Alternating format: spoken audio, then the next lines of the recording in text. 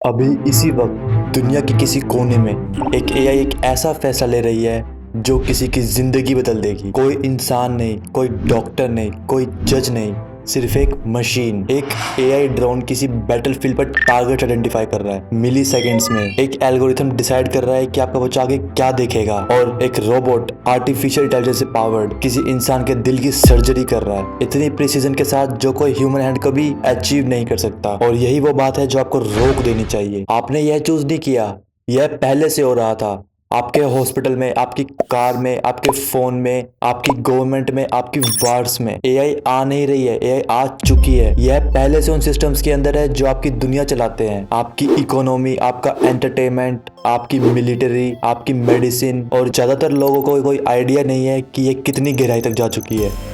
This is how AI is taking over every industry. चलिए शुरू से शुरू करते हैं। आर्टिफिशियल इंटेलिजेंस, दो शब्द इतनी बार बोले गए हैं कि इनका मतलब ही जैसे खो गया है। लेकिन सारा हाइप हटा दो, सारी साईफाई मूवीज हटा दो, सारी हेडलाइंस हटा दो, तो बचता क्या है?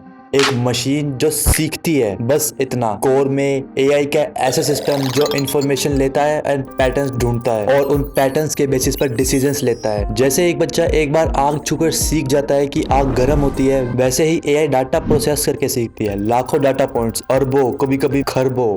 मॉडर्न एआई इसी प्रोग्रामर के लिए स्क्रिप्ट को फॉलो नहीं करती, यह खुद अपने रूल्स लिखती है। जो कुछ भी वो देखती है उसके बेसिस पे। एक सेकंड के लिए सोचिए, जिन इंजीनियर्स ने आज के सबसे पावरफुल एआई सिस्टम्स बनाए हैं, वो खुद नहीं बता सकते कि उनके क्रिएशन हर डिसीजन क्यों लेती है। उसने अपने इंटरनल लॉजिक डेवलप कर लिए, दुनिया देखने का अपना तरीका। इसे कहते हैं डीप लर्निंग, और इसे वो अनलॉक कर दिया है जो कभी प्योर साइंस फिक्शन था। ऐसी मशीन जो देख सकती है, बोल सकती है, सोच सकती है और क्रिएट कर सकती है। पहले एआई सिस्टम्स मुश्किल से चेकर्स खेल पाते थे, आज एआई नॉवेल्स लिख सकती है, सिम्फनीज कंपोज कर सकती है, कैंसर डायग्नोस कर सकती है, फाइटर जेट्स उड़ा सकती है, और इतना कन्विंसिंगली बात कर सकती है कि आपको पता ही नहीं चलेगा कि आप किसी इंसान से नहीं बात कर रहे। हम इतनी तेजी से यहाँ तक पहुंचे कैसे? डाटा, बेशुमार समझ से बाहर डाटा। हर वो फोटो जो आपने कभी अपलोड की, हर वो सर्च जो आपने कभी की, हर वो वर्ड जो आपने कभी ऑनलाइन टाइप किया, यह सब दशकों से उसके मशीन को फीड होता आ रहा है। And now the machine is awake. अभी इसी वक्त एक ऐसी जंग चल रही है जो ज्यादातर लोग कभी नहीं देखेंगे। कोई ट्रेंचेस नहीं, कोई गोलियां नहीं, कोई सैनिक नहीं, सिर्फ कोड, सैटेलाइट्स और खामोशी। Welcome to the age of AI warfare. दुनिया भर की मिलिट्रीज आर्टिफिशियल इंटेलिजेंस में hundreds of billions of dollars झोंक रही है, और सिर्फ एक वजह से, जो सबसे पावरफुल एआई कंट्रोल करेगा वो बैटलफील्ड कंट्रोल करेगा, और वो दुनिया कंट्रोल करेगा। एआई पावर्ड ड्रोन्स पहले से कॉन्फ्लिक्ट जोन्स में डिप्लॉय हो चुके हैं। ये रिमोट कंट्रोल खिलौने नहीं है, ये ऑटोनोमस वेपन सिस्टम्स है जो बिना किसी इंसान के बटन दबाए टारगेट्स आइडेंटिफाई कर सकते हैं, ट्रैक कर सकते हैं और इंगेज कर सकते हैं। एक्शन का फैसला एक एल्गोरिथम लेता है। यूनाइटेड स्टेट्स मिलिट्री ने एक ऐसा एआई सिस्टम डेवलप किया है जो रियल टाइम में ड्रोन फुटेज एनालाइज कर सकता है, थ्रेड्स को इतनी तेजी से फ्लैग करते हैं जितना कोई ह्यूमन एनालिस्ट सोच भी नहीं सकता।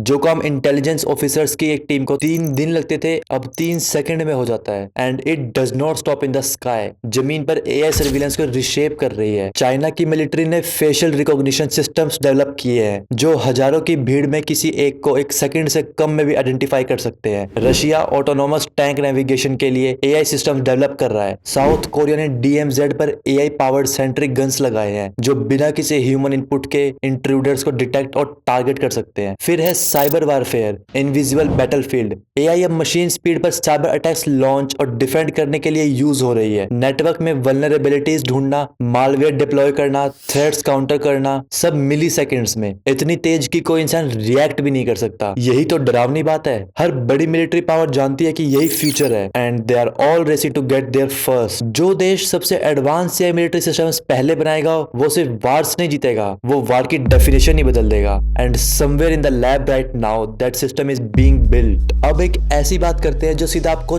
छूती है, आपका शरीर। हर साल लाखों लोग उन बीमारियों से मरते हैं जो पहले पकड़ी जा सकती थी। कैंसर जो बहुत देर से डिटेक्ट हुआ, हार्ट की कंडीशन जो स्कैन में मिस हो गई, रेयर डिसीजेस जिन्हें डायग्नोज होने में साल लग गए क्योंकि कोई डॉक्टर इस कॉम्बिनेशन ऑफ सिम्टम्स को पहले नहीं देखा था। एआई यह बदल रही है, उससे कहीं तेजी से जितना किसी ने सोचा था। गूगल के डीप माइंड ने एक एआई सिस्टम डेवलप किया जो एक ही स्कैन से 50 से ज्यादा डिसीज डिटेक्ट कर सकता है, दुनिया के टॉप ऑप्थेमोलॉजिस्ट जितनी एक्यूरेसी के साथ। LYNA नाम के एक एआई टिश्यू सैंपल्स में ब्रेस्ट कैंसर मेटास्टेसिस को 99% एक्यूरेसी के साथ आइडेंटिफाई कर सकती है। उसी नंबर के बारे में सोचिए, 99%। And the machines are going further. AI से गाइडेड और इनहैंस्ड रोबोटिक सर्जिकल सिस्टम्स दुनिया भर के हॉस्पिटल में ऑलरेडी काम कर रहे हैं। ये सिस्टम सर्जन्स को रिप्लेस नहीं करते, ये उन्हें ऑगमेंट करते हैं, हैंड ट्रेमर्स फिल्टर करते हैं, real time data overlays provide करते हैं, ऐसी प्रेसिजन और स्केल पर मूवमेंट्स एग्जीक्यूट करते हैं जो कोई ह्यूमन एंड फिजिकली रेप्लिकेट नहीं कर सकता। ड्रग डिस्कवरी में फार्मास्यूटिकल कंपनीज को जो